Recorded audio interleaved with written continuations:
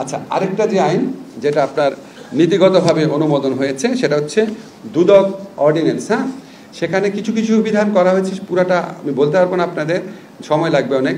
একটা হচ্ছে এখন থেকে আপনার বাংলাদেশে যারা থাকবে, বাংলাদেশি হোক বা বিদেশি হোক, বাংলাদেশে অবস্থানকালে অন্য দেশে যদি কোনো দুর্নীতি করে সেটার বিচারও দুদকের মাধ্যমে, সেটার তদন্ত দুদকের মাধ্যমে করা যাবে।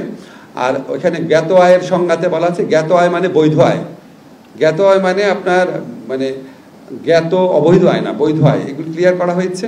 যে সমস্ত জায়গায় বাংলাদেশে যে জায়গাতেই দুদকের অফিস থাকবে সেখানেই দুদকের স্পেশাল কোড গঠন করার বিধান করা হয়েছে। দুদক যারা চেয়ারম্যান থাকবেন বা দুদকের যিনি প্রধান থাকবেন তাদেরকে বাছাই করার জন্য 7 সদস্যের বাছাই কমিটি করা হয়েছে।